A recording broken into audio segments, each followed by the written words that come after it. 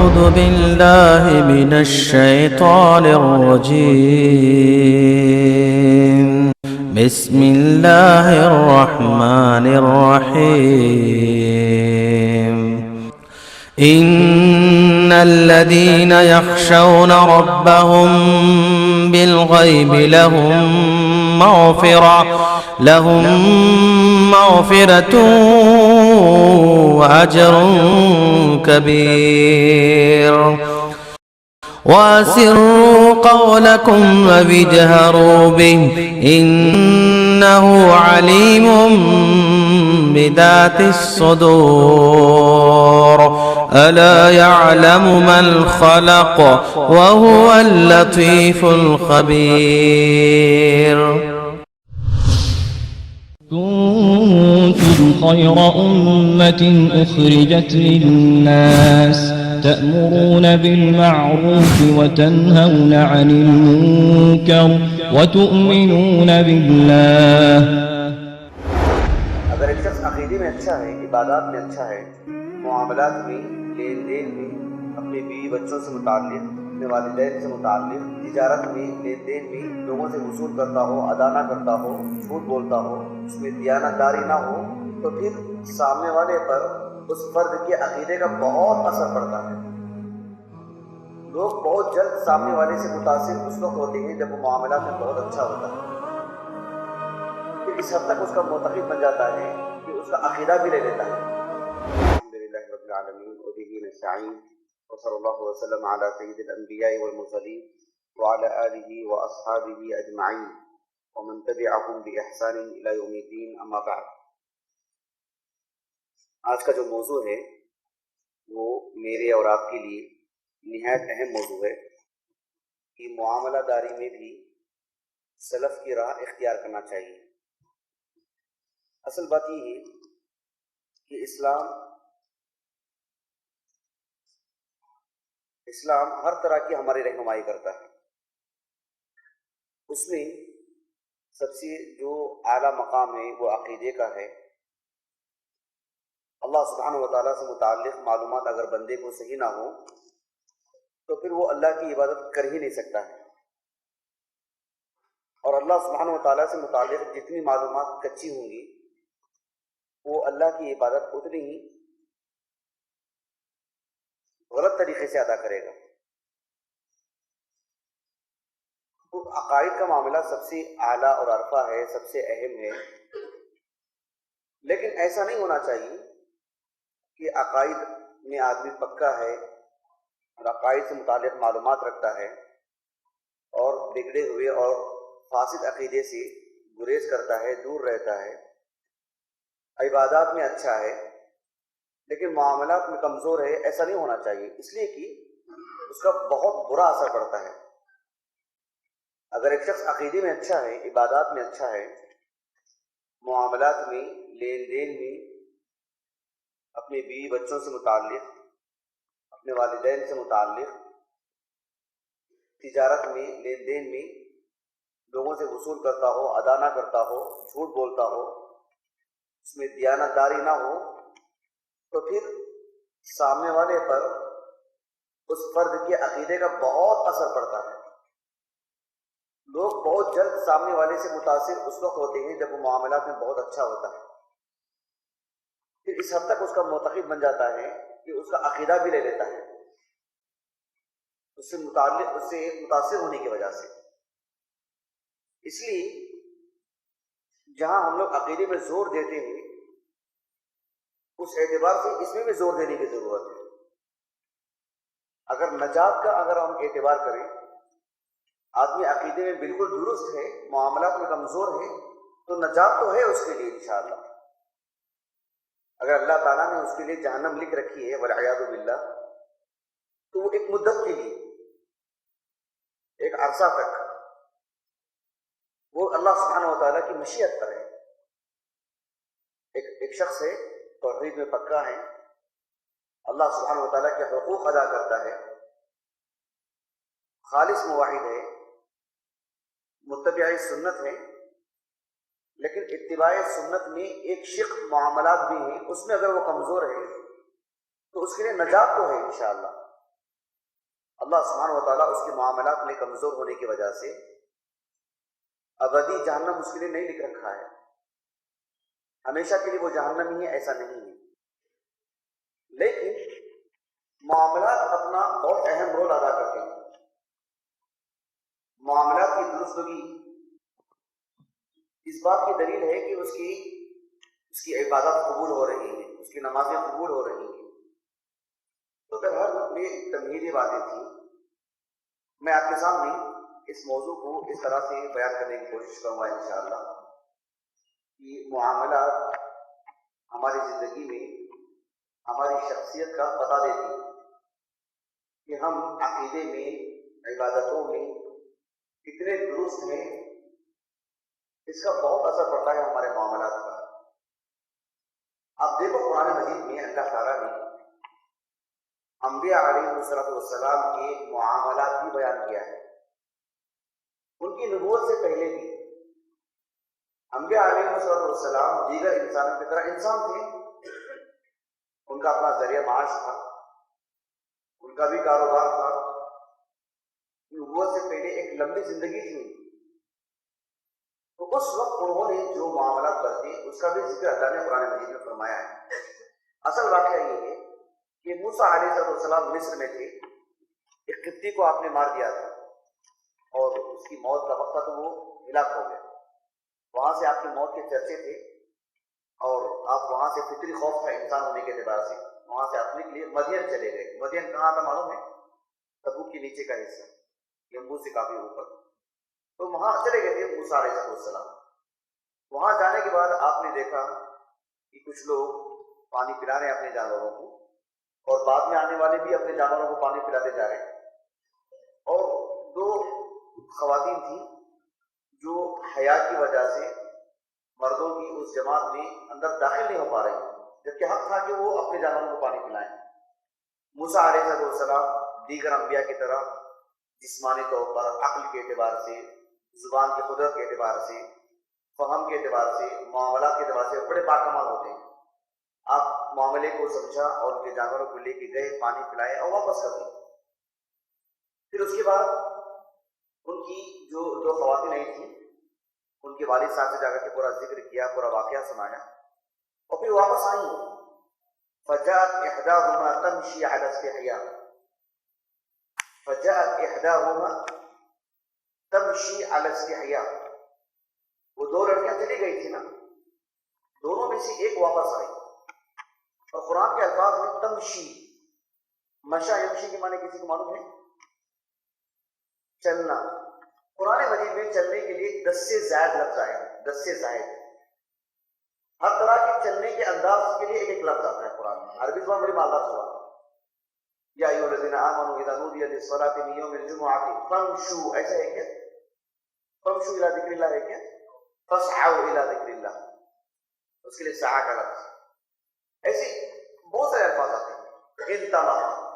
انطلق کے معنی میں چلنا، لیکن چلنے کی خاص کیفیت۔ تو ویسے ہی مشا کہتے ہیں فطری چال چلنا جس میں بناوٹ نہ ہو، بناوٹی چال نہیں، جس کی جیسی شکل ہو ویسی۔ تو قرآن صرف ان کے چلنے کی بات نہیں کہہ رہا ہے، قرآن اس بات کی خبر دے رہا ہے کہ ان میں سے ایک خاتون آئی، ایک لڑکی آئی تو بالکل فطری چال، اس میں میلان کرنے کا کوئی جذبہ نہیں، فطری چال، وہ لفظ استعمال کر کے قرآن اس بات کی خبر دے رہا ہے۔ فجاءت احداهما تمشي على استحياء قالت ان ابي يدعوك ليجزيك اجر ما سقيت لنا فلما جاءه وقص عليه القصص قال لا تخف نجوت من القوم الظالمين۔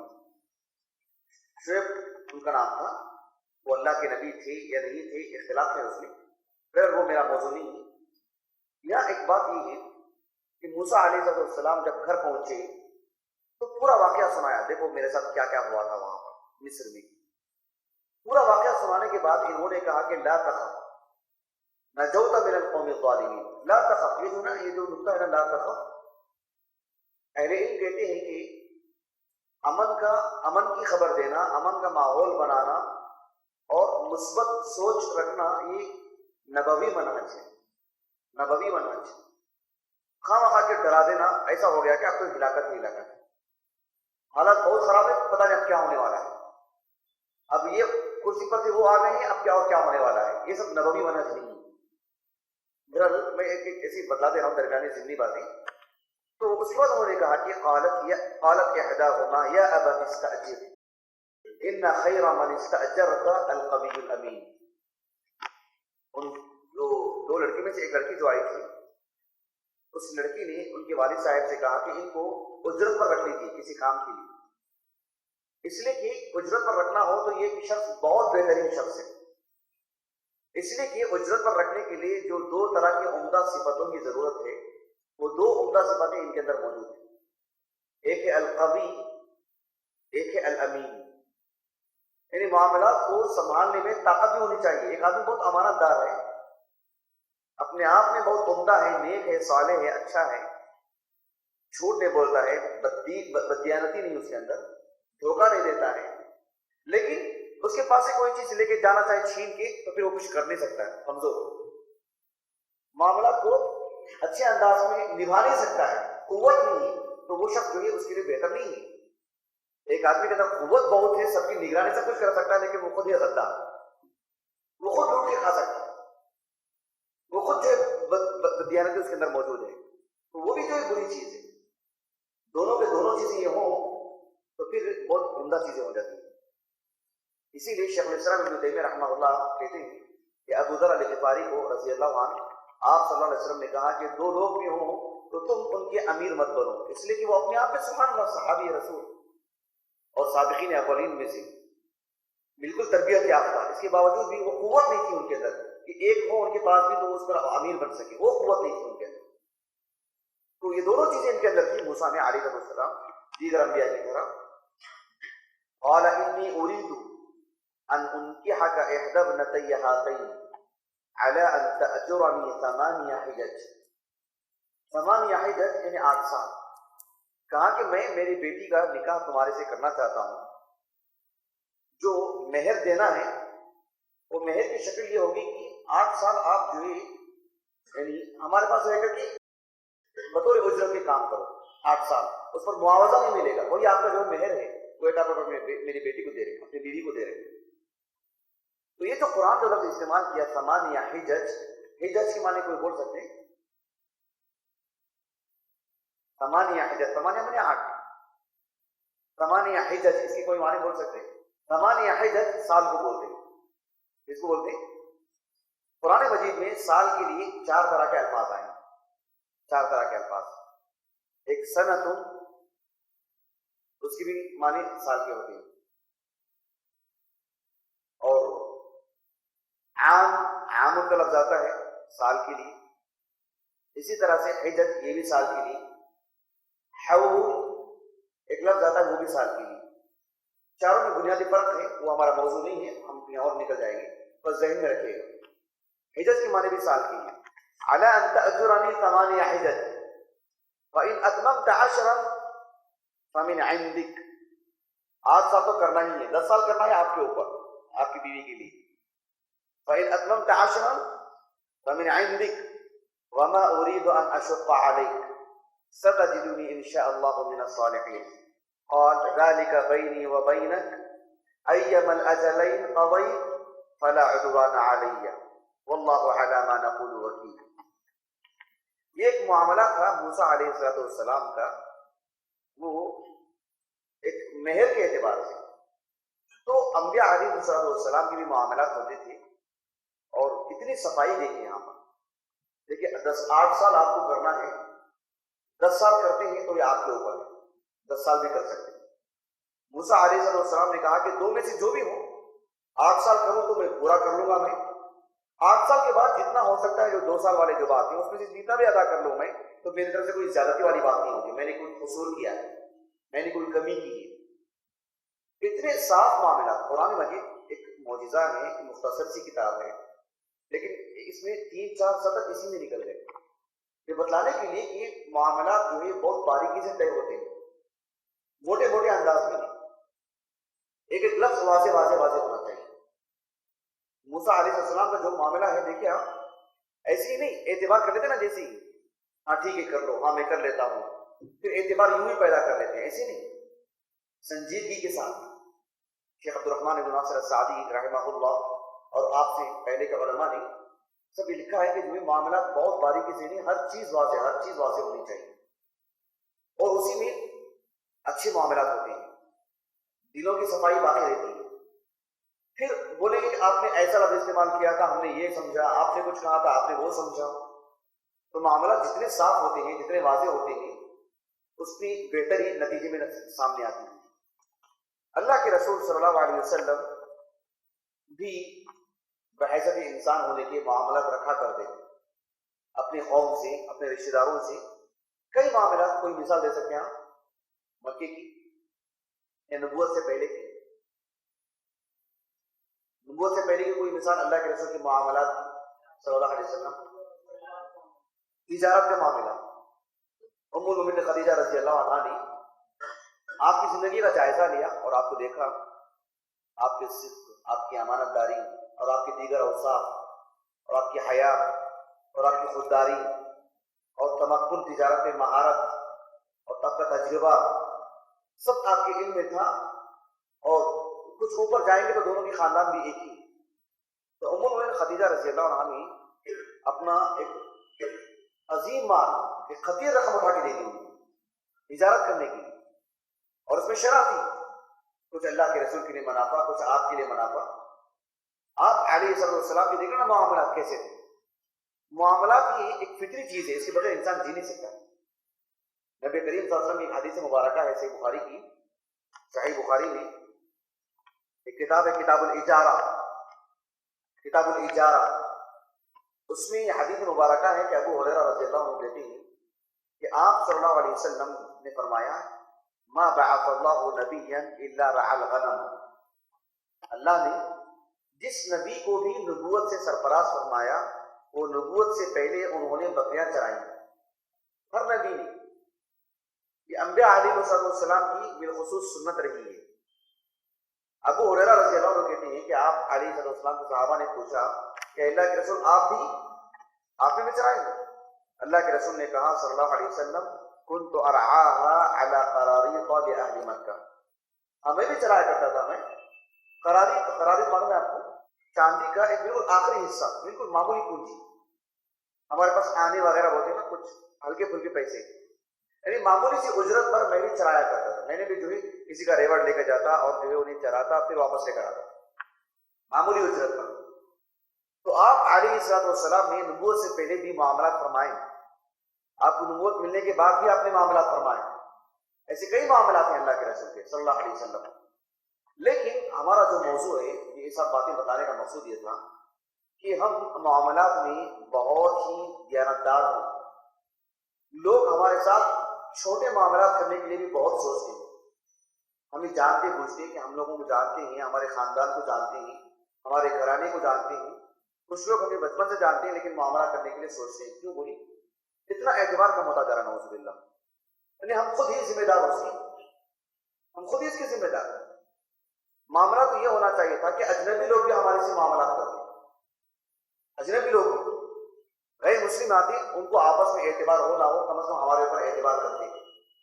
مایوس ہونے کی ضرورت نہیں ہے، ہم سوچ بدلے لوگوں کی، ہم معاملات کو اتنا واضح کر دیں کہ لوگ خود بخود ہمارے اوپر اعتبار کریں۔ ہم جانتے ہیں ہم لوگ جب تقریر کرنے کے لیے بیٹھتے ہیں، تقریریں سنتے ہیں، اللہ کے رسول کی سیرت پڑھتے ہیں علیہ السلام، تو ہم کتنی مرتبہ کہتے ہیں کہ اللہ کے رسول کو صلی اللہ علیہ وسلم نبوت ملنے سے پہلے صادق اور امین کہتے تھے۔ ہم نے سنا ہے نا؟ ہم نے نہیں سنا؟ آپ نے شاید ہی کوئی نہ سنا ہو، سب سنے گے۔ آپ علیہ السلام صادق تھے، امین تھے، کس معاملے میں؟ نبوت تھی آپ کو نہیں تھی نا، نبوت تو بعد میں ملی آپ کو، یہ نبوت سے پہلے کا معاملہ ہے، نبوت سے پہلے کا معاملہ ہے۔ پورا مکہ چاہ کے بھی آپ کو جھٹلا نہیں سکتا تھا، آپ کو نبوت مل گئی۔ صفا کی پہاڑی دیکھا آپ نے؟ دیکھا ہے صفا کی پہاڑی آپ نے کسی نے؟ دیکھیں نہیں دیکھیں؟ آج کی صفا کی پہاڑی نہیں، آج تو بالکل چھوٹی ہے، توڑ دی اس کو۔ قدیم زمانے میں، بلکہ آج سے 100 سال پہلے پہاڑی موجود تھی، وہ پوری کی پوری جو عہد نبوی میں تھی، بہت بڑی پہاڑی نہیں، وہ بآسانی آدمی چڑھ سکتا تھا۔ اللہ کے رسول صلی اللہ علیہ وسلم اس پہاڑی پر چڑھ دیا، اور وہ جو پہاڑی ہے نا صفا کی پہاڑی، اس کے پیچھے ایک پہاڑ تھا، ابو قبیس اس کا نام. کیا نام تھا اس کا؟ ابو قبیس. ابھی تو کاٹ دیا گیا، درمیان میں راستہ بنا دیے. ابو قبیس جو پہاڑ ہے اسی کا ایک حصہ ہے صفا کی پہاڑی، اسی سے ملا جلا حصہ ہو. اس پہاڑ سے اس پہاڑ پر کوئی جا سکتا تھا، ابھی تو درمیان میں راستہ بنا دیا گیا. اس کے پیچھے جو صفا کی پہاڑی ہے اس کے پیچھے ابو قبیس، بہت بڑا پہاڑ، بہت بڑا پہاڑ. پھر اس کے پیچھے ایک صحرا.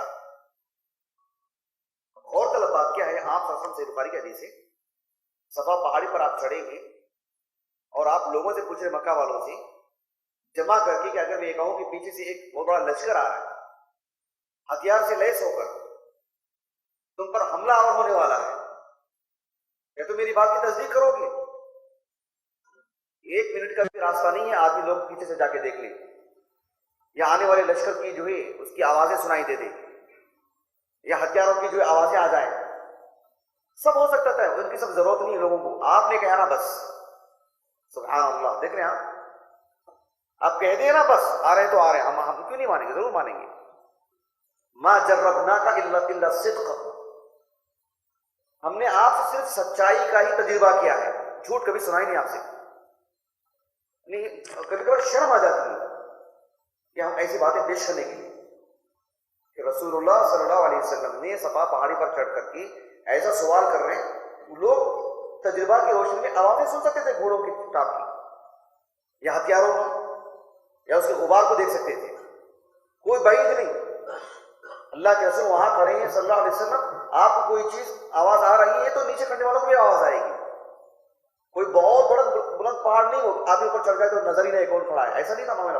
صفا پہاڑی کا بہت بڑا پہاڑ نہیں تھا، چھوٹی پہاڑی. اب اللہ کے رسول نے خطاب کیا تو میک سے خطاب نہیں کیا، آپ نے، آپ کی آواز نیچے آ رہی تھی، بہت اوپر نہیں تھے آپ. میں آپ کو یہ تقریب کے لیے اتنی باتیں اس لیے کر رہا ہوں، یہ بتلانے کے لیے کہ لوگوں کا ایمان دیکھو کیسا تھا. سب کے سب کفار. ایمان تصدیق کے معنی بتا رہا ہوں، کیسے تصدیق کر رہے ہیں آپ کی؟ کہ ہم نے آپ سے کبھی جھوٹ سنا ہی نہیں، ہمیں آواز نہیں آ رہی ہے، ہمیں خبر نہیں ملے، رہنے دیجیے، آپ نے کہہ دیا تو پھر آ رہے ہیں تو آ رہے ہیں. اس حد تک. اللہ اکبر، سبحان اللہ. اللہ کے رسول صلی اللہ علیہ وسلم کا وہ معاملہ، ابھی آپ کو نبوت نہیں ملی تھی، جب کعبۃ اللہ جل گیا تھا، آگ لگ گئی تھی اس کو، اس کی دیواریں کھوکھلی ہو گئی تھی، تو اس کو جب توڑ دیا گیا، اثرینوں جب اس کی تعمیر ہوئی، اب حجر اسود ایک معزز محترم پتھر آج اپنی اصل شکل میں موجود نہیں ہو، اس لیے لوگوں کو دیکھنے میں ملتا نہیں ہو. شیعہ کا سریقہ تھا، وہ شیعہ نے چرا لیا تھا اس کو. بہرحال اس پتھر کو جب رکھنے کی بات آئی تو قریش کے جو قبائل تھے نا، بہت حس ان میں، بہت حس، غیر معمولی حساسیت، ایک دم جذباتی. اب کون آگے بڑھے گا اس پتھر کو رکھنے کے لیے؟ ہر کوئی کہے کہ ہم. ایسے میں آپ علیہ الصلوۃ والسلام بھی آپ میں موجود، ان لوگوں میں موجود تھے، لیکن ان لوگوں نے آپس میں یہ فیصلہ کیا کہ کل صبح میں حرم میں جو سب سے پہلے آئے گا وہ فیصل ہوگا، وہ حکم، وہ جو کہے گا وہ. جب اللہ کے رسول آئے صبح میں علیہ الصلوۃ والسلام، لوگوں نے فوراً کیا کہا؟ اتاکم امین، اتاکم امین. اتاکم محمد کہا انہوں نے؟ ارے محمد آ گئے تمہارے لیے معاملے کو حل کرنے کے لیے. ایسے کہا انہوں نے صلی اللہ علیہ وسلم. آپ کی کنیت لے کر کے کہا اتاکم ابو القاسم، نہیں کہا اتاکم امین. نو کے زبان پر اللہ کے رسول کے لیے جو لفظ تھا ان کے لیے وہی نکلا، امین. اس لیے کہ آپ سے کبھی معاملہ ایسا ہوا ہی نہیں، کبھی دیکھا ہی نہیں تھا ان لوگوں نے، تصور میں بھی نہیں تھا ان کے. اتاکم محمد نہیں کہا انہوں نے علیہ الصلوۃ والسلام. ابو سفیان رضی اللہ عنہ جب وہ 6 ہجری کے بعد، حدیبیہ کا کب ہوا تھا معاملہ؟ صلح حدیبیہ 6 ہجری کو. اس کے بعد معاملہ یہ طے پایا تھا کہ آپس میں مل جل کے رہیں گے، ایک دوسرے پہ حملہ نہیں کریں گے. اس وقت تک ان کے لیے بائیکاٹ ہو گیا تھا، مکے والوں کے لیے تجارت کا. جب ان کو کچھ آزادی ملی 6 ہجری کے بعد، تو کئی سالوں کے بعد ابو سفیان کی قیادت میں رضی اللہ عنہ، ان میں کچھ 30 لوگ تھے، جیسے کہ ابن حجر نے کہا رحمہ اللہ، وہ لوگ مل کر کے مکے سے نکلی ساحلی علاقہ، وہاں سے ہوتے ہوئے غزہ گئے تھے، غزہ فلسطین، تجارت کے لیے۔ ابھی ان کا قافلہ پہنچا ہی نہیں تھا، اللہ کے رسول صلی اللہ علیہ وسلم نے خیبر کے لیے نکل گئے تھے 7 ہجری کو۔ خیبر کو نکلنے سے پہلے آپ صلی اللہ علیہ وسلم نے ایک دعوت نامہ لکھ کے بھیجا تھا قیصر کو۔ سمجھ رہے ترتیب آپ؟ مشکل ہو رہی نا؟ مشکل ہو رہی نہیں ہو رہی؟ ہو رہی ہے۔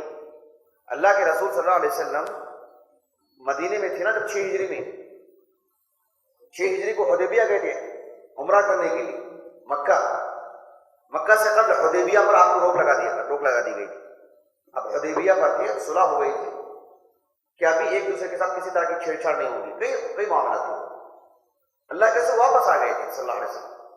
واپس آنے کے بعد آپ نے خیبر جانے کی تیاری کی۔ اب خیبر کے لیے نکل رہے اور مکہ کا جو قافلہ تھا کئی دنوں سے معاش کے لیے پریشان تھا، اب وہ تجارت کے لیے نکلا تھا غزہ کے لیے۔ اللہ کے رسول خیبر جا رہے صلی اللہ علیہ وسلم اور یہ لوگ غزہ گئے تھے۔ ابھی غزہ پہنچنے سے پہلے ہی آپ صلی اللہ علیہ وسلم کا ایک خط وہاں پہنچا دیا گیا، فلسطین اس لیے پہنچایا گیا تھا کہ روم اور ایران کی لڑائی ہوئی تھی، ایران ہار گیا تھا، روم پوری دنیا کی سپر پاور طاقت بن گئی تھی اس وقت۔ وہ جو بادشاہ تھا ہرقل، روم کا بادشاہ، ہمس میں لڑائی ہوئی تھی ملک شام میں، وہاں جیت چکا تھا وہ، تو بیت المقدس چل کے گیا تھا پیدل اللہ کا شکر ادا کرنے کے لیے۔ تو وہ بادشاہ وہاں پہنچا تھا تو اللہ کے رسول کا خط بھی اسے وہیں جا کے ملا صلی اللہ علیہ وسلم۔ خط عربی زبان میں تھا، عربی زبان سے واقف نہیں تھا، نہ اس کے وزراء واقف تھے۔ اب اس نے یہ کہا کہ دیکھو یہ خط عربی زبان میں ہی، جو بھی عربی زبان جاننے والے ہیں جہاں کہیں بھی ہیں میرے پاس لے کر کے آؤ۔ ابو سفیان کہتے ہیں رضی اللہ عنہ، ہم لوگ غزہ میں تجارت میں مشغول تھے، اچانک آ کر کے ہمیں گھیر لیا گیا۔ کسی نے کہا کہ بھئی تو عرب کے لوگ ہیں، یہی لوگ ہیں جزیرۃ العرب کے۔ ہمیں قضیہ ہی نہیں معلوم تھا کیوں ہمیں گرفتار کیا جا رہا ہے۔ ہمیں پکڑ کے لے کے گئے بادشاہ کے سامنے۔ بادشاہ نے کہا کہ آپ کہاں سے ہیں؟ کہا کہ ہم لوگ عرب سے ہیں، مکے سے ہیں۔ تو پھر پوری باتیں ان کے سامنے آئیں، ایک مکالمہ تھا، گویا کہ موضوع تھا اللہ کے رسول کی شخصیت صلی اللہ علیہ وسلم، اسلام کی محاسن، یہ سب چیزیں تھیں۔ ان سارے کئی سوالات کیا تھا ابو سفیان سے اس بادشاہ نے اللہ کے رسول کے بارے میں صلی اللہ علیہ وسلم۔ وہ سنیں گے تو آپ حیران ہو جائیں گے، عجیب طرح کے سوالات، کل 23 سوالات تھے۔ اس میں سے ایک سوال یہ بھی تھا ابو سفیان سے جو بادشاہ نے کیا تھا، دیکھیں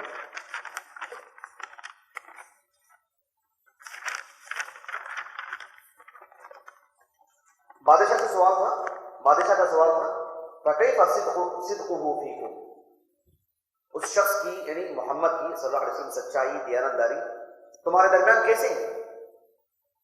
ابو سفیان چاہتے تھے جھوٹ بول سکتے تھے نا۔ ابو سفیان رضی اللہ عنہ اس وقت کافر تھے، 30 لوگ تھے ان کے ساتھ، ہرقل بادشاہ کے سامنے کھڑے ہوئے۔ اللہ کے رسول صلی اللہ علیہ وسلم ابھی خیبر کے پاس گئے ہیں لڑائی کرنے کے لیے یہودیوں سے۔ ابو سفیان چاہتے تو بھڑکا سکتے تھے نا بادشاہ کو، غلط بول سکتے تھے نا، وہ بے ایمان تھا، یہ تھا، وہ تھا، سبحان اللہ۔ اور اس کو ایک طرح کا جنون بھی تھا، نشہ تھا اس کو کہ پوری دنیا کی سپر پاور طاقت بن چکا ہے وہ۔ اس کو کہہ سکتے تھے نا ابھی محمد کا جو کچھ ہوا ہی نہیں، ابھی صرف مدینے میں ہے، وہ ابھی مدینے میں ابھی کچھ طاقت نہیں، ختم کرنا تو ابھی ختم کر دو ان کو۔ ایسا نہیں کہا انہوں نے ابو سفیان نے۔ ان کی جو یہ سچائی تھی نا، یہی سبب بنی ان کے اسلام کی، سبحان اللہ۔ ابو سفیان نے کہا کہ دیکھو سب معاملات اپنی جگہ پر، لیکن نبوت سے پہلے ہم ان کو کہتے تھے کہ کننا نسمی الامین، ہم تو نبوت سے پھر ہم ان امین ہی کہتے تھے، بس وہ امین ہی ہے۔ ابو سفیان سے پوچھا گیا کہ وہ کیا کہتے ہیں، کس چیز کی طرف دعوت دیتے ہیں؟ کئی چیزیں کہیں، کہا ان میں سے ایک الصدق، کہا کہ یدعو الی الصدق، ایسے الفاظ استعمال کرتے ہیں۔ ایک کافر، اس وقت کافر تھے، اور ابو سفیان سامنے کھڑے تھے، پیچھے 30 لوگ کھڑے تھے۔ بادشاہ نے کہا اگر ابو سفیان جھوٹ بولتے ہیں تو پیچھے سے ہاتھ سے اشارہ کر دیں، یعنی ابو سفیان نے جھوٹ کہا۔ اگر یہ بات ابو سفیان کی غلط ہوتی تو 30 میں سے کوئی ایک کہہ دیتا نہیں، یہ بات غلط ہے، وہ نہیں تھے، امین نہیں تھے، وہ نہیں، سبوں کے اتفاق کے ساتھ، سبحان اللہ، دیار غیر میں۔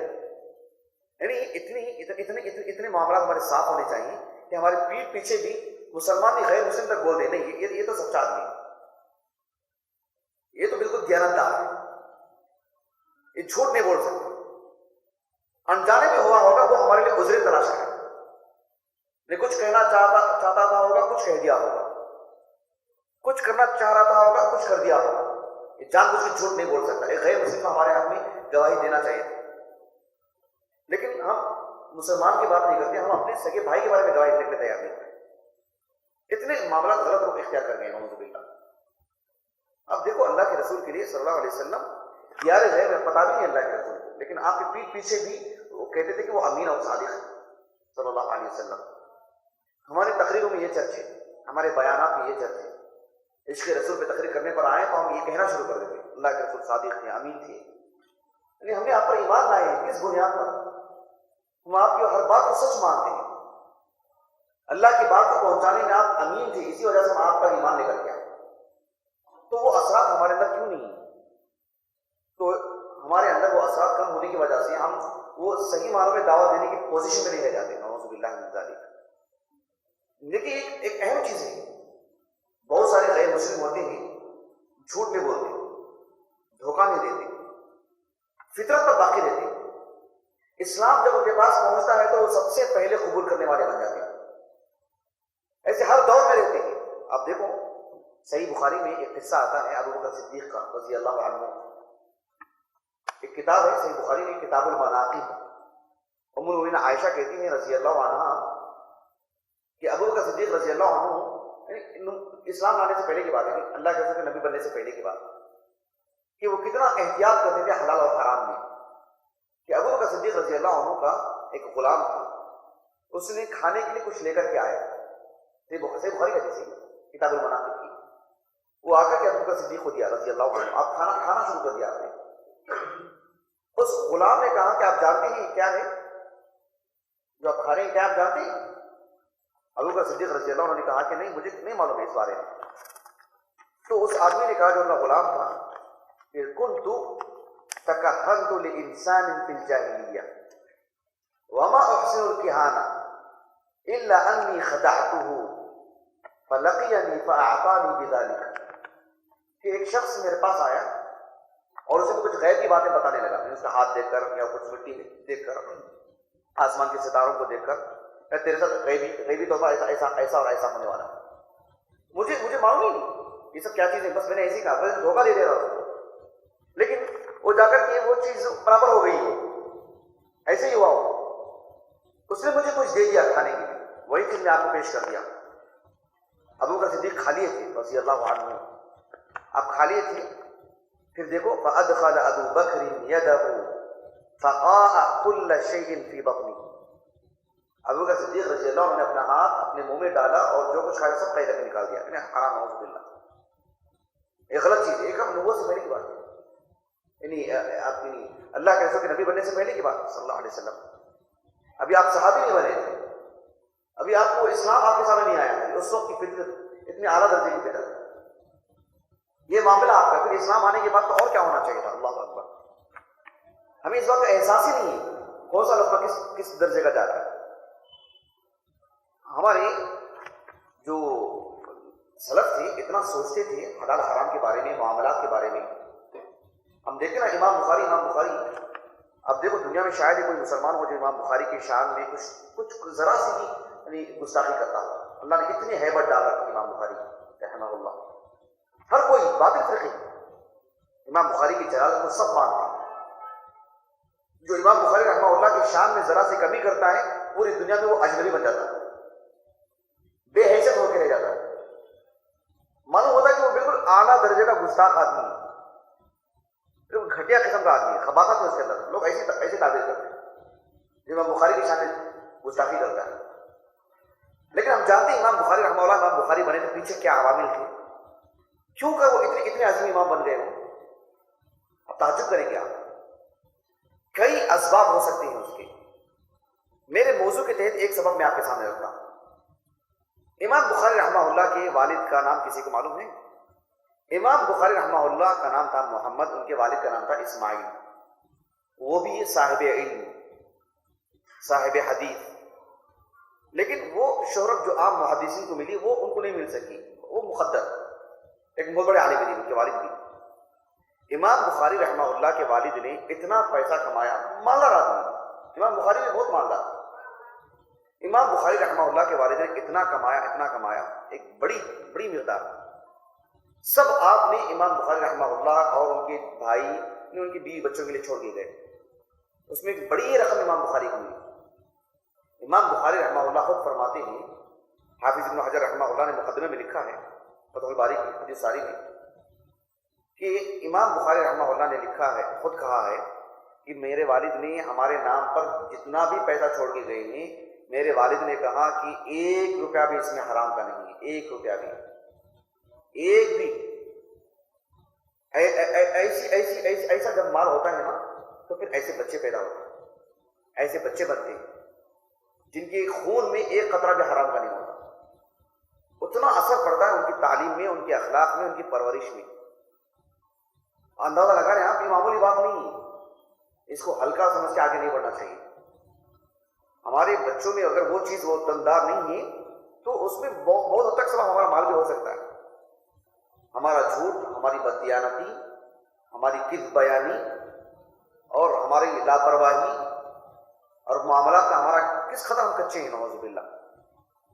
پتہ نہیں نعوذ باللہ ہم لوگوں نے کتنے لوگوں کے مقروض ہیں، کسی کو 200 روپے، کسی کو 500 روپے، کسی کو کتنے روپے، کسی کو کتنے روپے۔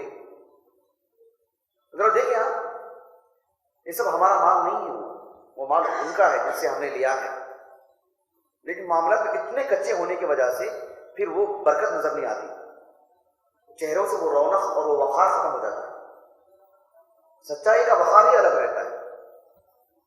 یہ معاملات کی جو ہے نعوذ باللہ کمی ہے ہمارے اندر، والعیاذ باللہ۔ تو اللہ کے رسول صلی اللہ علیہ وسلم ہوں، صحابہ ہوں، اسلام لانے سے پہلے ہی، یعنی آپ کو نبوت ملنے سے پہلے ہی، اور صدیق اکبر رضی اللہ عنہ کو اسلام پہنچنے سے پہلے آپ کی یہ حالت تھی، پھر اسلام لانے کے بعد ان کا جو معاملہ تھا وہ سب سے الگ۔ اسی لیے تجارت میں ہوں یا معاملات میں ہوں، سچائی سے کام لینا، دیندار بننا، دیانتداری لانا، یہ بہت اہم عناصر ہیں۔ ایک حدیث مبارکہ ہے صحیح مسلم کی، اللہ کے رسول صلی اللہ علیہ وسلم کے ایک صحابی ابو ذر الغفاری رضی اللہ عنہ کہتے ہیں کہ آپ صلی اللہ علیہ وسلم نے فرمایا، ثلاثۃ، کیا معنی ثلاثۃ کے؟ یعنی 3 طرح کے لوگ یہاں پر مانا، ثلاثۃ لا یکلمہم اللہ یوم القیامۃ، کیا معنی اس کا؟ 3 لوگ ایسے ہیں جن سے اللہ تعالیٰ کلام نہیں کرے گا۔ اہل علم کی شرط یہی کہتی ہے کلام نہیں کرنے کا مطلب اللہ تعالیٰ تو سب سے حساب کتاب کرے گا نا، سب سے پوچھے گا، وَلَيْسَ بَيْنَهُمَا تَرْجُمَانٌ، صحیح بخاری کا حدیث ہے، اللہ بندے سے فردن پوچھے گا اور درمیان میں کوئی ترجمان نہیں ہوگا، براہ راست اللہ سے بات کرے گا۔ تو یہاں یہ کہ اکرام نہیں ہوگا، اکرام کے ساتھ بات نہیں کرے گا، عزت و احترام والی جو گفتگو ہوتی ہے وہ چیز نہیں ہوگی، یہاں۔ وَلَا يَنظُرُ إِلَيْهِ، اللہ سبحانہ وتعالیٰ کے علم سے کون غائب ہو سکتا ہے؟ عالم الغیب والشہادہ الکبیر المتعال، اللہ کی نظر تو سب پر ہوتی ہے، اللہ بصیر بالعباد، لیکن رحم و کرم والی نظر نہیں ڈالے گا رب العالمین، غصے کی نظر رہے گی اس پر۔ وَلَا يُزَكِّيهِمْ، اللہ تعالیٰ اسے پاک صاف نہیں کرے گا کہ جس سے وہ جنتی بن جائے، گناہوں کا جو میل کچیل تھا اس وقت اس پر رہے گا وہ، کیونکہ اس نے اپنے ہاتھوں سے میل کچیل لے کر آیا، ہزاروں لوگوں کا کھا کے، لاپرواہ بن کے کھا کر۔ وَلَا يُزَكِّيهِمْ، یہ خود اپنے آپ میں مستقل ایک عذاب، ساتھ میں وَلَهُمْ عَذَابٌ عَلِيمٌ، یہ بھی ایک عذاب، انہیں درد پہنچانے والا عذاب۔ وہ 3 لوگ کون ہیں؟ رسول اللہ صلی اللہ علیہ وسلم نے فرمایا، المسبل یعنی جی جو مرد ٹخنوں سے نیچے کپڑا پہنتا ہے، تکبر ہے نہیں ہے، وہ اللہ کو وہاں جواب دے لے، لیکن جس کا کپڑا ہوگا اس کے لیے تو یہ عذاب ہے۔ المسبل والمنان، المنان کے معنی، منان کے اصل معنی آتے ہیں کاٹنا، اصل معنی کیا ہے؟ کاٹنا۔ اللہ تعالیٰ نے قرآن مجید میں فرمایا، ان الذين آمنوا وعملوا الصالحات لهم اجر غیر ممنون، یعنی غیر مقطوع کے معنی میں، ایسا اجر جو کبھی اس کی انتہا نہیں، تو مننا کے معنی تھے کاٹنا. منان کے معنی احسان کرنے کا معنی کہاں سے آیا ہے؟ ابن منظور کہتے ہیں رحمہ اللہ لسان العرب میں، مننا کے معنی تھے کاٹنا، یعنی جس پہ احسان کرتے ہیں گویا کہ آپ اس کی زندگی کو کاٹ دیں آپ نے، وہ آپ کا ہو گیا وہ. اسی لیے اہل عرب کہتے تھے کسی کو غلام بنانا ہو تو احسان کر دو. وہ اپنی زندگی گویا کہ اختیار ہی نہیں اس کو، وہ آپ جیسے بولیں گے ویسا کرے گا. اسے احسان سے بچتے تھے کہ میں کسی کا غلام نہیں بنوں گا. سمجھ رہے ہیں آپ؟ تو منان، لیکن یہاں منان احسان کرنے والا نہیں ہے، صرف احسان کر کے جتلانے والا. فلا تمنن، جو احسان کر کے جتلاتے ہیں نا وہ چیز ہم نے دیا ہے اس کو، ہم نے دیا ہے اس کو، ہمارا احسان ہے اس کا. تو پھر گویا کہ آپ نے احسان کیا ہی نہیں، کیا ہے تو اللہ کی خاطر نہیں کیا ہے، اور جب اللہ کی خاطر نہیں کیا ہے تو اللہ کے ہاں اجر بھی نہیں ملے گا اس کو. اہل علم تو یہاں تک کہا ہے، وہ بات میں کتنا وزن ہے، ایک الگ چیز. کسی پر احسان کرتے ہیں تو آپ یہ مت کہو کہ آپ میرے لیے دعا کریں. کیوں کہتے ہیں آپ میرے لیے دعا کریں؟ اس کے بغیر نہیں بول سکتے آپ دیکھیں کیوں بولتے ہیں میرے لیے دعا کرو؟ آپ دیکھ کر کے عوض مانگ رہے ہیں، اس کے اختیارات بھی ہیں، وہ یوں ہی دعا کرے، آپ یوں ہی کہو میرے لیے خاص طور پر دعا کیجیے میرے پیٹ پیچھے. دیکھیں کیوں بولتے ہیں. اس حد تک احسان جو ہے نا خالص اللہ کے لیے کیا جائے. اہل علم یہ تصور دیتے تھے کہ اہل علم کبھی بھی علم دینے کے اعتبار سے یہ سوچ کر کے کبھی نہیں آئے کہ ہم نے احسان کرنے کے لیے آئے.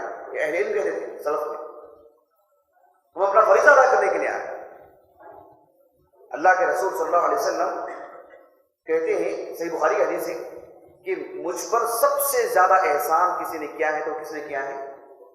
ابو بکر صدیق نے رضی اللہ عنہ. لیکن ابو بکر صدیق رضی اللہ عنہ نے جو اتنا بڑا احسان کیا ہے وہ ان پر کس نے احسان کیا ہے؟ اللہ کے رسول صلی اللہ علیہ وسلم. آپ نبی بن کر کے آئے تو آپ پر ایمان لے کر کے آئے نا. لقد من اللہ علی المؤمنین، مومنین میں اول نمبر پر صدیق اکبر ہیں. آپ پر احسان ہے نبی کا، رسول اللہ کا صلی اللہ علیہ وسلم.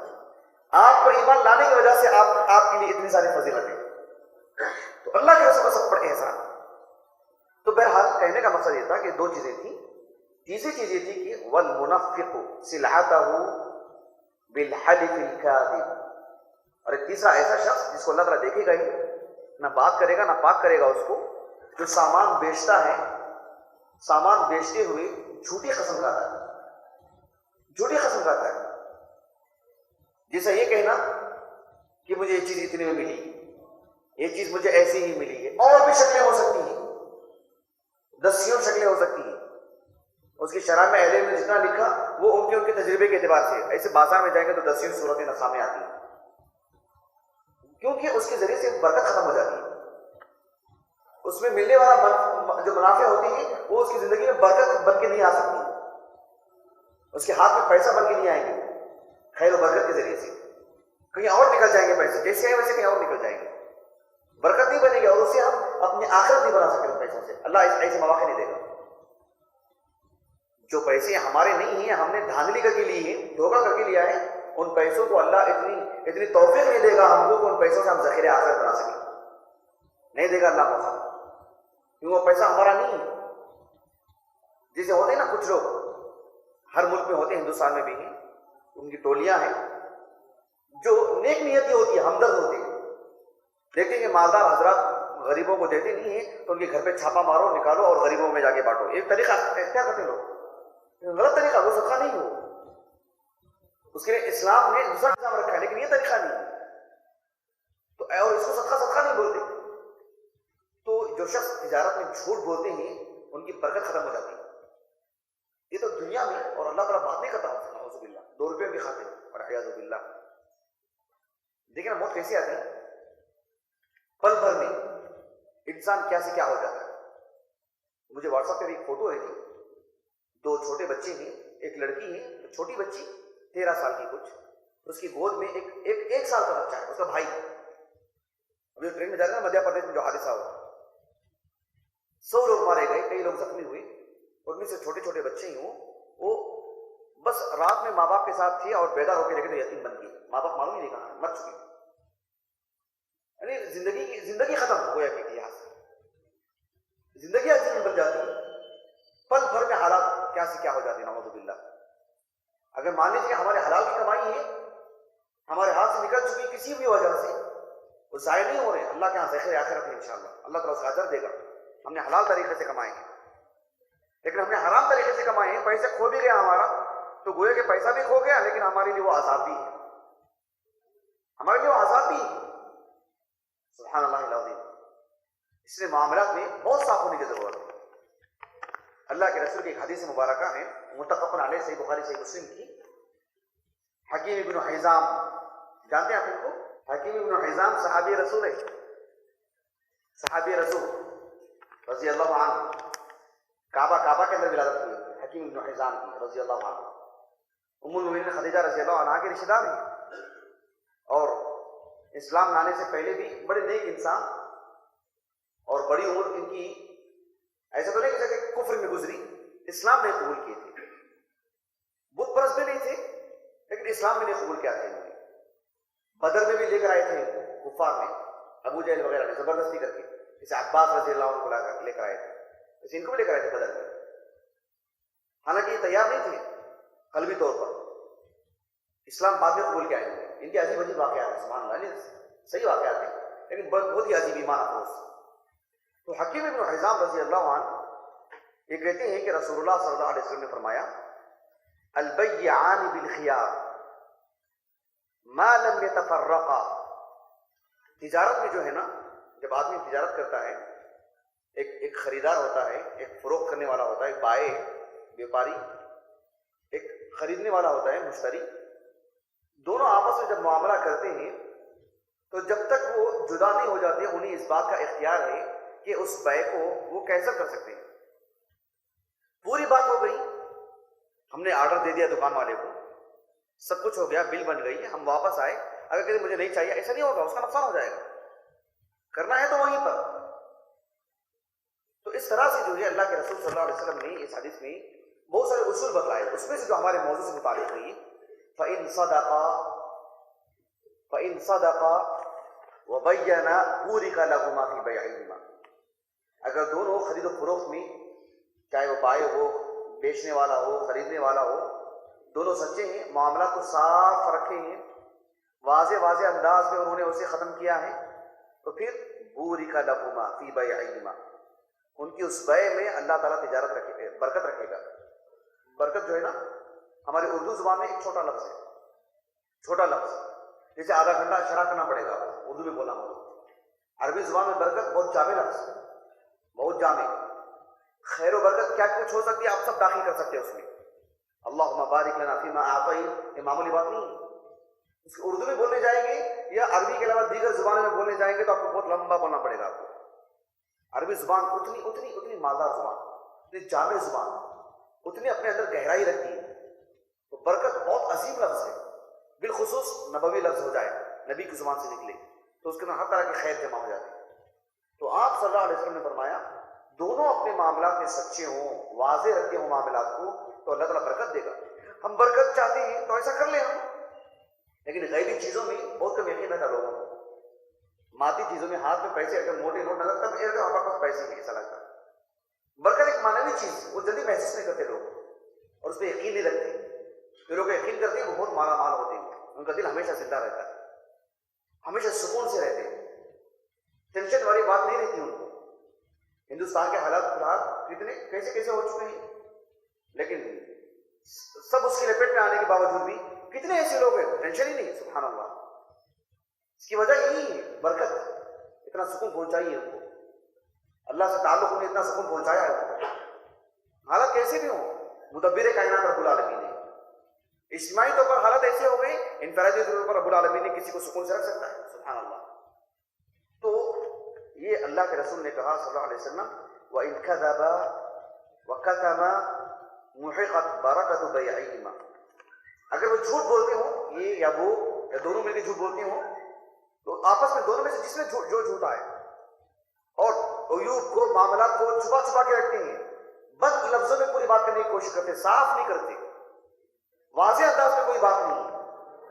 اب کیا کرنا چاہ رہے ہیں، کیا بولنا چاہ رہے ہیں، کتنے روپے دینے چاہ رہے ہیں، کس انداز میں دینے چاہ رہے ہیں، سامنے والے کے معاملات صاف نہیں ہیں، کسی ایک کے بھی معاملات صاف نہ ہو، وَكَتَمَ، تو پھر اس کی برکت چھین لی جاتی ہے. المحقو، یعنی بالکل مال ختم کر دیا جاتا ہے. يَمْحَقُ اللَّهُ الرِّبَا وَيُذْبِ الصَّدَقَاتِ. المحق یعنی مکمل طور پر بالکل بدی زندگی ہو جاتی ہے اس کے ہاتھ میں کچھ نہیں آتا. اس کی دونوں آنکھوں کے سامنے اللہ تعالیٰ فقر کو لا کے رکھ دے گا، فقر و محتاجی کو، نعوذ باللہ. یہ سب بہت بنیادی اصول ہے. دیکھیں ایک بنیادی بات ہے اللہ کے رسول کے حدیث میں صلی اللہ علیہ وسلم کہ ہماری زندگی میں جتنا ملنا ہے وہ مل کے ہی رہے گا. اس سے پہلے موت نہیں آ سکتی ہم کو، اس سے پہلے موت نہیں آ سکتی. ایک حدیث ہے سنن ابن ماجہ کی کتاب التجارات میں، شیخ البانی نے صحیح کہا اس کو رحمہ اللہ. جابر بن عبداللہ رضی اللہ عنہما کہتے ہیں کہ آپ صلی اللہ علیہ وسلم نے فرمایا ایھا الناس، یعنی اے لوگوں، اتقوا اللہ واجملوا فی الطلب، اللہ کا تقوی اختیار کرو اور طلب میں یعنی معاش میں، تجارت میں بہترین طریقہ اپناؤ، اس لیے کہ فإن نفسا لن تموت حتى تستوفي رزقها. کوئی بھی نفس، چاہے وہ انسان ہو، جانور ہو، النفس نکرہ ہے، فإن نفسا لن تموت حتى تستوفي رزقها.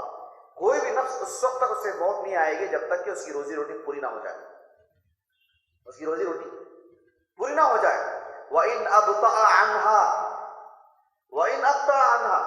مان لیجیے کہ ایک آدمی کو زندگی میں کئی لاکھ روپے ملنے کی مقدر رکھی ہے اللہ نے، لیکن اس کی زندگی کے 60 سال میں سے 50 سال نکل گئے پھر بھی خالی ہاتھ ہے. لیکن مرنے سے ایک دن پہلے ہی صحیح اسے ملنے ہیں تو مل کے رہیں گے. ہاں اللہ سبحانہ و تعالیٰ اگر اسے ذخیرہ آخرت بنانا چاہتا ہے ہو سکتا ہے وہ ایک دن میں بھی ذخیرہ آخرت بنا دے اپنے لیے. کسی کو 60 سال کی مہلت دے، ذخیرہ آخرت نہ بنائے. کسی کو 1 منٹ میں پیسے ملے، ذخیرہ آخرت کر لیا، فوراً موت آ گئی، وہ بھی ہو سکتا ہے. تو اللہ کے رسول نے کہا علیہ السلام وَإِنْ أَبْطَأَ عَنْهَا فَاتَّقُوا اللَّهَ وَأَجْمِلُوا فِي الطَّلَبِ خُذُوا مَا حَلَّ وَدَعُوا مَا حَرُمَ. یہ بہت اہم چیز ہے کہ یہ حلال حرام میں تمیز کرنا اور معاملات کو صاف رکھنا. میں آپ کو ایک واقعہ سناتا ہوں، بہت ہی عجیب و غریب واقعہ. شاید آپ لوگوں میں سے اکثر کو وہ واقعہ نہیں معلوم ہوگا کہ گزشتہ سال یعنی میں ایک فیملی کے ساتھ، ایک صاحب تھے جو بنگلور میں رہتے تھے، راجستھان میں رہتے تھے، وہ راجستھان کے تھے. کمائی کے لیے، تجارت کے لیے وہ بنگلور آئے تھے. سندیپ نام ان کا، غیر مسلم مارواڑی. وہ آئے تجارت کے لیے. بہرحال اسلام قبول کر لیا انہوں نے، اسلام قبول کر لیا. اور مجھے خبر نہیں، 10 سال پہلے کی بات تھی، میں جانتا بھی نہیں تھا ان کو. اسلام قبول کر لینے کے بعد وہ کسی دن میرے درس میں آئے تھے. میں بالکل قطع نہیں جانتا. وہ میرے درس میں آئے آ کر کے انہوں نے پڑھا ہوگا، سنا ہوگا، میں تو ان کو دیکھا نہیں کبھی. ایک مرتبہ انہوں نے مجھے فون کیا تھا کہ میری والدہ آئی ہے راجستھان سے اور میری والدہ اسلام سے متعلق کچھ شبہات پیش کر رہی ہیں، آپ اس کا جواب دیجیے. میں فون میں بات کرنے لگا ان کو تو بات واضح نہیں ہو پا رہی تھی ان کی والدہ کو. میں نے ان سے کہا کہ فون میں بات ہوتی نہیں، سامنے لے کر آئیے تو میں سمجھاؤں گا ان کو. بہرحال ان کی والدہ چلی گئی دوبارہ راجستھان کو. یہ جو صاحب تھے میں تو ان کو نہیں جانتا ہوں لیکن وہ مجھے جانتے تھے. سندیپ نام تھا ان کا، اسلام لانے کے بعد عبدالرحمان نام تھا. انہوں نے مجھے کم و بیش کئی ماہ کے بعد دوبارہ فون کیا کہ اب مجھے چھٹیاں ملنے والی ہیں، میں راجستھان جا رہا ہوں، آپ میرے ساتھ آئیے اور میری والدہ کو اسلام سمجھانا ہے. والد کو، والدہ کو، میرے خاندان والوں کو، سب کو. اصل میں ان کی والدہ نے سازش کی تھی، جھوٹ بولا تھا کہ ہم سب کو جمع کریں گے، آؤ اسلام سمجھانے کے لیے تاکہ اس کو گرفتار کر لیں. اب یہ والدہ کے شوق نے مجھے زبردستی کی. میرے پاس حالات ایسے نہیں تھے کہ میں جا سکوں. بہرحال بہت مناسبتیں تھیں، کیا کچھ ہوا. اس کے بعد میں چلا گیا راجستھان میں لٹارا کے علاقہ ہے، لٹارا فالنا کے قریب میں راجستھان، جو ادے پور کے نیچے آتا ہے. تو وہاں جانے کے بعد وہ اچانک وہ RSS وغیرہ کے لوگ تھے، انہوں نے گرفتار کر لیا تھا، ان لوگوں کو پکڑ لیے تھے، 2 دن تک مندر میں باندھ کے رکھے تھے.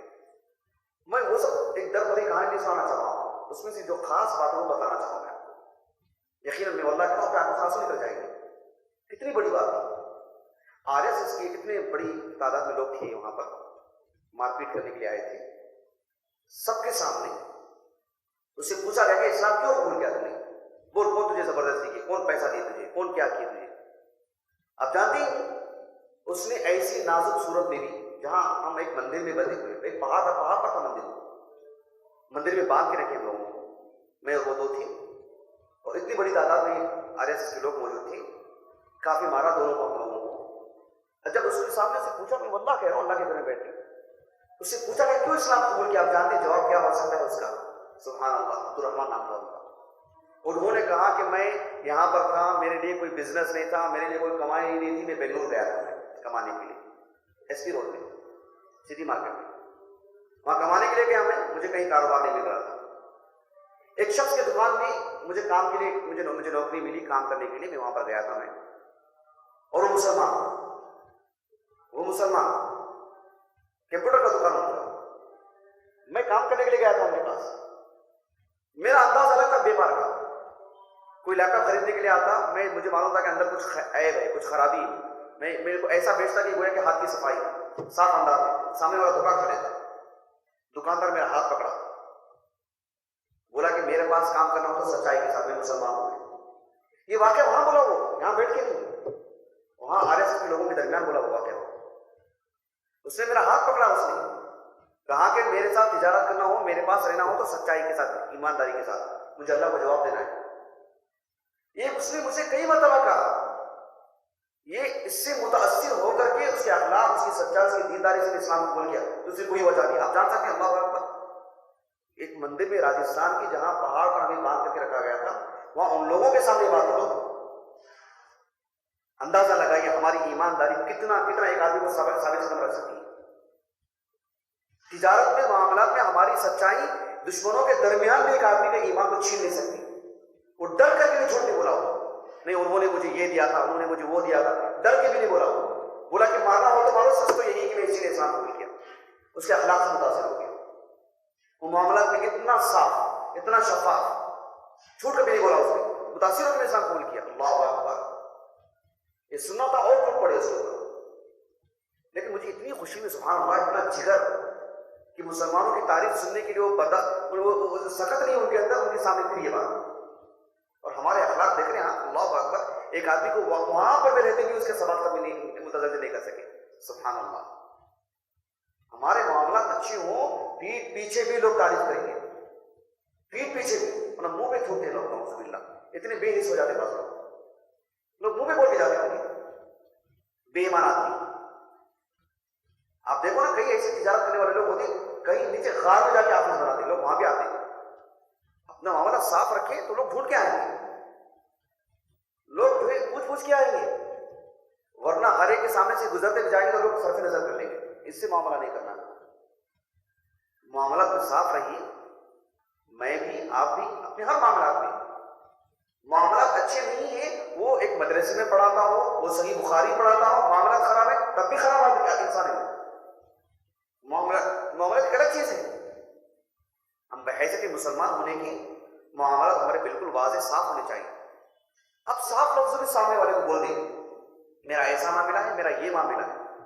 وہ سامنے والا کرتا ہے تو کرے گا، نہیں کرتا تو نہیں کرے گا. مدبر کائنات اللہ ہے، اللہ ہمارے معاملات کو نمٹے گا. ہم کیوں 2 روپیوں کے لیے لوگوں سے معاملات کو الجھا دیتے ہیں؟ یہ غلط چیز ہے. اللہ کے رسول کی سیرت کو صلی اللہ علیہ وسلم ایک تقریر کے طور پر سننے کے عادی ہیں لوگ. ایک نشہ ہے اس کا بس، کہ جو جھوم کے کچھ باتیں تقریروں میں آ جائیں، ہم کو بس گاڑی چلاتے ہوئے، گھر میں بیٹھتے ہوئے، دکان میں کاروبار کرتے ہوئے ایک تقریر کسی کی چلتی رہے، بس وہ جھوم ہے ہم لوگ. سنجید اس کے بیٹھ کے اس کو سبق کے طور پر لینے کا وہ مادہ ختم ہو گیا. ان کو احساس ہونا چاہیے. ہم صادق امین اللہ کے رسول کو بولے تو ہماری زبان میں جچنا چاہیے. ہمارے معاملات بالکل واضح ہوں. لوگ 2 دن دیر سے ہی صحیح ہمارے سے معاملات کرنے کے لیے سوچیں، نہیں میں انہیں سے کروں گا، یا ان کے واسطے سے کروں گا، یا ان کے علم میں ہو تب کروں گا. میں یہ معاملہ ہونا چاہیے. غیر مسلم کے معاملات میں الجھن آ جائے ہمارے پاس آنا چاہیے. لیکن دیکھو سبحان اللہ، ہم نے کیا ہے معاملے کو خراب. کچھ بھی معاملہ آتا ہے سب سے پہلے ہم سامنے والے کو بولتے ہیں کسی کی سازش ہوگی، کسی کا یہ ہوگا، کسی کا وہ ہوگا. اپنا جائزہ کیوں نہیں لیتے ہم؟ آزاد جب آتے ہیں تو صرف سامنے والوں کی طرف سے نہیں آتے، ہمارے بھی بہت سارے کرتوت رہیں گے. اس لیے جہاں رہیں اپنے معاملات کو صاف رکھیں. ہم جہاں رہتے ہیں نا تو وہاں کے لوگ خبر دینا چاہیے کہ معاملات میں کتنے صاف ہیں. میں بھلے ہی آپ کے سامنے پاک دکھتا رہوں گا، لیکن میرا جائزہ لینا ہو تو میں جہاں رہتا ہوں اس 4 دیواری میں آپ کو آنا پڑے گا میرے بارے میں معلوم کرنے کے لیے. ورنہ آپ میری تعریف کریں گے تو دوسرا کوئی چارہ نہیں آپ کے سامنے. تو ہم جس جگہ میں رہتے ہیں وہاں کے ہمارے معاملات اچھے ہوں، ان کی تعریف ہی ہمارے لیے سب سے اہم ہوتی ہے۔ جیسے ہماری بیوی ہے، ہمارے ماں باپ ہیں، ہم ان کے پاس رہتے ہیں، وہ ہم کو سب سے زیادہ جانتے ہیں، وہ بھی ہمارے بارے میں اگر غلط خبر دے دیں، اس کا مطلب یہ ہے کہ کچھ ہے معاملہ۔ ہم جہاں آفس میں رہتے ہیں وہیں ہمارے بارے میں اچھا خیال نہ رکھیں، جن سے ہمارے کافی معاملات ہوتے تعلقات، وہ بھی ہمارے بارے میں اچھے خیالات نہ رکھیں، اس کا مطلب یہ ہے کہ ہمارے اندر کچھ خامی ہے۔ تو اس کے لیے جہاں ہمارے آس پاس جو زیادہ لوگ ہوتے ہیں، ان سے جو ہمارے معاملات ہوتے ہیں، وہ ہمارے لیے بہت بڑی دلیل بنتی ہے ہمارے معاملات کی۔ اللہ کے رسول کو صادق اور امین کہنے والے کوئی چین اور ہندوستان کے اور پھر وہاں یورپی ممالک کے لوگ نہیں تھے۔ جو آپ کو پیدا ہوئے تب سے دیکھ لینا، وہ 40 سال کی خبر دیا آپ کو۔ 40 سال سمجھتے ہیں؟ 40 سال، اللہ اکبر! اب ایک دن نکال کے دیکھو آپ 40 سال میں کیسا رہا ہوگا وہ نمونہ صدق کا۔ 40 سال میں لوگوں نے کیسے آزمایا ہوگا آپ کو، اور پھر آپ کے بارے میں ماں جربنا کا اللہ صدق معمولی بات ہے۔ اللہ اکبر، سبحان اللہ العظیم۔ تو اپنے معاملات کو جو ہے ہم لوگوں کو صاف رکھنا چاہیے۔ باتیں زیادہ بولنا اصل مقصود نہیں ہے، صرف وہ فکرہ دینا مقصود تھا کہ ہم اپنے معاملات میں صاف رہیں، ہر طرح کے واضح کریں، اور بالکل ہر چیز الگ الگ کر کے سامنے رکھیں، تاکہ کسی کو ہمارے سے معاملہ نہیں کرنا ہو تو نہ کریں۔ خطبہ نکاح میں دیکھو اللہ کے رسول کثرت سے پڑھتے تھے صلی اللہ علیہ وسلم، یا ایھا الذین آمنوا اتقوا اللہ وقولوا قولا سدیدا۔ ہمارے استاد محترم حافظ عبدالعظیم عمری مدنی حافظہ اللہ، ان کا جب نکاح ہوا تھا 2003 میں بھی تھا اس میں۔ ہمارے استاد محترم مولانا حافظ الرحمان صاحب عمری مدنی بہت ذہین، آپ تصور نہیں کر سکتے ان کی ذہانت، عجیب ذہانت اللہ نے ان کو عطا کی، بڑی عجیب باتیں کرتے ہیں بچے، بڑی عجیب فقہ ان کو لگاتا ہے، اور وہ ان کا خطبہ تھا اس نکاح میں۔ وہاں سے سنا میں، تو میں بس وہ باتیں آپ کے سامنے رکھ رہا ہوں، کتابیں باتیں نہیں تھیں، ان سے میں نے سنی۔ انہوں نے اس بیان میں کہا تھا کہ یا ایھا الذین آمنوا اتقوا اللہ وقولوا قولا سدیدا۔ کیوں معاملات میں وہ آیت پڑھتے تھے اللہ کے رسول صلی اللہ علیہ وسلم؟ اس لیے کہ دو خاندان جڑ رہے ہیں یہاں پہ۔ بات معلوم ہونا چاہیے کہ لڑکا باتیں تو بہت کرتا ہے، لیکن اس کی کمائی کتنی ہے واقعی معلوم ہونا چاہیے، آگے کما لے گا وہ نہیں چاہیے ہم کو، فی الحال کیا ہے، تاکہ سامنے والا معاملہ کرنے میں اس کے لیے آسانی ہو۔ معاملہ ہوگا تو قدر ہوگا، اپنی ہر چیز بالکل واضح کرے۔ جس طرح سے اخبارات میں آتے ہیں لڑکا یہ ہے، لڑکا وہ ہے، کیا کچھ ہے، لیکن سامنے معاملہ طے کرتے ہیں تو کچھ اور رہتا ہے۔ ایسا نہیں ہونا چاہیے، بالکل صاف صاف۔ لڑکی سے متعلق کیسی باتیں آتی ہیں، لوگ دھوکہ کھا جاتے ہیں، رشتہ طے کر لیتے ہیں، تب کہیں جا کر کے پتہ نہیں کیا کیا مسائل سامنے آتے ہیں۔ تو کہا کہ بالکل بات واضح ہو، یا ایھا الذین آمنوا اتقوا اللہ وقولوا قولا سدیدا۔ یہ زندگی دو خاندان بن رہے ہیں، نسلیں بن رہے ہیں، آگے جھوٹ پہ بن رہے ہیں ہماری نسلیں، ایک جھوٹ پہ خاندان بنتے جا رہے ہیں آگے، سبحان اللہ۔ تو دو خاندان جڑ رہے ہیں، بالکل سچائی صاف نہیں ہے تو نہیں ہے، اللہ نے رکھا ہے مقدر، کہیں نہ کہیں ہوگا، لیکن معاملہ تو جھوٹ سے نہ جوڑیں کہ ہماری آگے کی نسل ہو تو اس کی بنیاد جھوٹ پر نہ ہو، سچائی پر ہو۔ یہ استاد محترم کی باتیں ہمارے مولانا حافظ الرحمان صاحب کی، حفظہ اللہ عافہ اللہ من کل سوء، تو انہوں نے اس میں وہ باتیں رکھی تھی شادی کے وقت۔ تو یہ جو چیزیں ہیں نا معاملات، اس میں بہت صاف ہونے کی ضرورت ہے۔ ہمارے سے کمی بیشی ہو گئی ہے، اللہ سے توبہ کرنا چاہیے، استغفار کرنا چاہیے، احساس اور شرمندگی کا مادہ آنا چاہیے، جوڑنا چاہیے، باقی مجھ سے بہت بڑی غلطی ہے۔ اور کسی کا معاملہ ہے آپ ادا کر سکتے ہیں، ادا کر دیجیے، اپنی بلڈنگ بیچ کے ہی صحیح، زبردستی بیت المال سے لے کر کے نہیں، کسی کی زکات وصول کر کے نہیں، ایسی جھوٹی شاپنگ بلڈنگ کی ضرورت نہیں ہے، یا کچھ اور چیز کی ضرورت ہے، اس کو بیچ کے ہی صحیح۔ بنگلور میں ہمارے ایک استاد محترم ہے مولانا نور الحسن صاحب حفظہ اللہ، وہ ان کے سامنے ایک سوال آیا تھا کہ میں سود میں ڈوبا ہوا ہوں، تو مجھے مسلمانوں سے زکات لے سکتا ہوں کیا، تاکہ میں اپنا یہ کر دوں؟ کہا کہ نہیں، جس گھر میں ہیں آپ بیچ دو اس کو، جھوپڑ پٹی میں رہو، تمہارے اس سود کی وجہ سے مسلمانوں کا ایک پیسہ لے لیا جائے گا زکات کا، وہ کوئی اور مستحق ہے اس کا۔ ایسا بنانے کی کیا ضرورت تھی؟ آپ جھوپڑ پٹی میں رہو، بالکل چھوٹے گھر میں، پلاسٹک کے گھر میں، اس کو بیچ کے پورا سود بیچو، پورا سود واپس کراؤ، وہ آپ کا پیسہ نہیں ہے، اس کے لیے آپ اچھے گھر میں رہیں اور مسلمانوں کا زکات بیت المال کا پیسہ لے کے جا کے دے دیا جائے آپ کو، آپ کی نادانیوں کی وجہ سے ایسا نہیں ہوگا۔ اس کی شناخت بیان کرنے کی مقصود تھی، ورنہ لوگوں کو حوصلے ملتے ہیں، ہمتیں ملتی ہیں، بیت المال تو ہے نا ہمارا، زکات تو ملتی ہے نا ہماری، حوصلے ملتے ہیں لوگوں کو، اس وجہ سے ایسا ہونے لگا۔ تو بہرحال اپنے معاملات کو صاف رکھیں، تو جس کو ہم ادا کرنا ہے اس کو ادا کرتے زندگی میں، نہیں ہے، کم از کم سامنے مل کے صاف کر لیں، ان کے لیے خوب دعائیں دیں، ان کے لیے کچھ کر سکتے ہیں تو کر دیں، اپنے معاملات کو بہرحال صاف رکھیں، کسی طور پر بھی اس میں الجھن نہ ہو۔ زندگی ہماری چھوٹی ہے، چھوٹے پیسوں سے زندگی اچھے سے گزرتی تو کر لیں، بڑے پیسے ہیں اللہ دے رہا تو اس میں بھی کر لیں، لیکن کسی کا مال لے کر کے نہیں، کسی اور کے نام پر نہیں۔ اللہ کے رسول نے تو اس کی شناخت اتنی بیان کی صلی اللہ علیہ وسلم، یہ تو ایسا شخص ہے جو اس کو کچھ مل نہیں رہا لیکن پھر پیٹ بھرا نظر آتا ہے۔ ایسے لوگ ہوتے ہیں خالی پیٹ نہیں لیکن پیٹ بھرے نظر آتے ہیں، کچھ ہے نہیں پھر بھی دوسروں کی چیز میں شان مارتے ہیں، عزت لینا چاہتے ہیں، غلط چیز ہے۔ اپنی اپنی اوقات پہ رہنا چاہیے، اپنی حیثیت پہ رہنی چاہیے، اپنی آمدنی کے مطابق زندگی گزارنی چاہیے۔ لوگوں کو لگے کہ اس کے طرز زندگی سے معلوم ہوتا ہے کہ اس کی اتنی آمدنی ہے، بڑا چڑھا کر کے نہیں، وہ ہماری چیز نہیں ہے تو ہم خواہ خواہ ہونا کہ کرائے کے کپڑے اچھے نہیں رکھتے انسان۔ اللہ تعالیٰ سے دعا ہے کہ اللہ تعالیٰ ہمارے معاملات میں صاف رہنے کی توفیق عطا فرمائے، ہمارے بڑوں کو، ہمارے چھوٹوں کو، ہماری خواتین کو ہر اعتبار سے ہر معاملے میں اللہ تعالیٰ معاملات میں صاف رکھے، جن کے معاملات بگڑے ہوئے ہیں اللہ تعالیٰ ان میں سدھار لائے۔ آمین و آخر دعوانا الحمدللہ رب العالمین۔